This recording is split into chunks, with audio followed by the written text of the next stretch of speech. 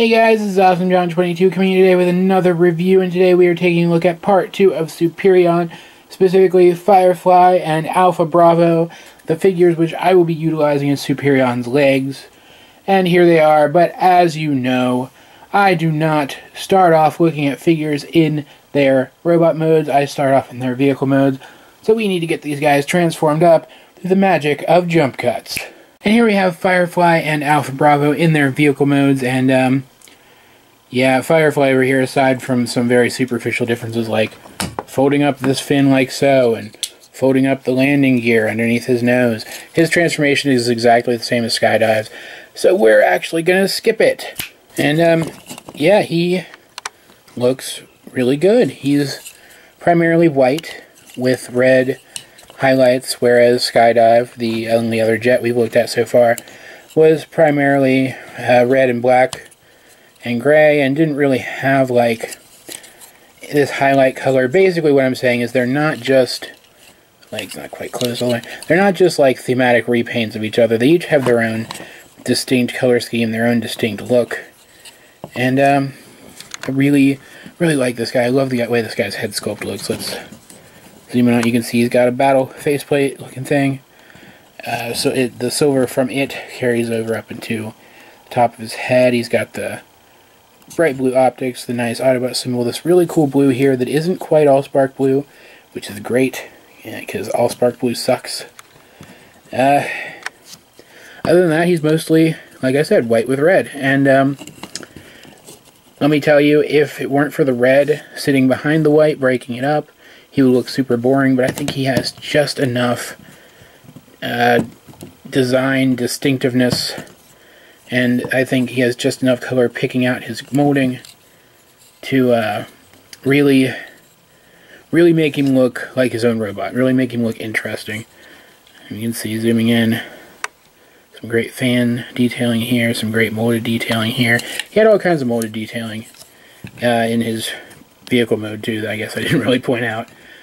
Silver vents, silver cockpit. It's pretty much the standard stuff anymore, though. I mean, he has all the appropriate jet detailing in all the appropriate places. Just like Skydive, his articulation is exactly what you'd expect from a modern figure, despite the fact that he transforms into two different limbs as well. He even has a ball-jointed head. They can do a full 360. And unlike Skydive, he actually has, you probably heard it already, ratcheted elbows. He also has machine guns in his wrists, which is just freaking cool. But yeah, ratcheted elbows. So, if I can get in there, he has absolutely no issue whatsoever holding any of his weapons. You can see, just great. I mean, they're going to stay there, and it looks absolutely fantastic. But for the most part, he is very similar to his counterpart. So what we're probably going to focus the most on here, well, not probably, definitely going to focus the most on here, is Alpha Bravo. He's the new member of the team, which we will talk about some more when we get to Superion, provided I don't forget. Just like his fellows, he has fantastic molded detailing all throughout. Black cockpits this time. This is slightly annoying. These two paint apps don't quite match up, and there's not really anything I can do about it, but whatever. Great blue stripe down the sides. It continues into these fins here on the back with the Autobot symbol. Missile pods on his sides done up in that metallic copper. And of course, as a helicopter, his rotor can spin. No landing gear, but he is the only one that I feel it's worth pointing out the foot/hand/weapon in vehicle mode, because you can attach it to the bottom, and not only does that act kind of like landing gear, but it kind of resembles a weapon pod, and it's very nifty. And yeah, other than that, he's a helicopter. He's a good looking helicopter, probably one of the best ones we've gotten in a deluxe scale in, I don't know, forever, and I really like it. I like it a lot. His transformation, despite the fact that he's a completely different kind of vehicle, is also quite similar to what we've already seen. We're just going to kind of lift this up slightly, like so, and split these off. Next we're going to come here and fold these up like so on both sides, then split the nose, rotate its sections up on either side, like so. Next we're going to come around here and we're going to split this just pretty much just like we saw on all of the other guys so far, and make sure these pegs here on the front are rotated forward, of course. And next, I believe, yeah, we rotate that around. These are going to keep popping out. And then split it, which is, the tabs are really stiff. Yeah, but split that, make sure this is all pointing in the right direction. And then we're going to come here, we're going to kind of lower this back down, and then we're going to loosen that up. It's a little stiff as well.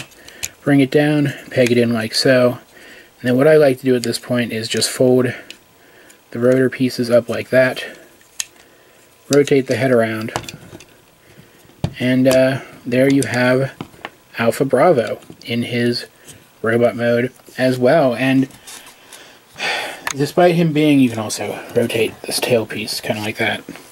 I mean, I don't really personally like it, but you can. Despite him being a new character, I really like him. Again, like I said, we'll talk about that more later. But really like his design. He's got this really nifty orange that goes really nice with the metallic copper. The orange carries up into his head, which is cast in this light gray plastic, the same as this chest piece, and is broken up by orange and bright blue, the same color as the optics on the other aerial bots. He's got a little bit of black here and there, but mostly he's white and orange and really bright, with really great detail carrying over from his vehicle mode, and just ends up looking really good and transforming really well. He's really solid. He has the same ratcheted elbows as Firefly, and same functioning shoulders, same functionality in the hips, in the knees, rotates at the waist, so it's a little stiffer than on the others. And of course, because he does have his rotors are totally coming loose now. What I like to do, I want to point this out, if you bring his rotors down, or if you bring this mount for the rotors down all the way, they come loose. If you leave it back like this a little bit, they hold in place better. Just a little tip. Even though I completely undermined myself there by putting it in the wrong spot.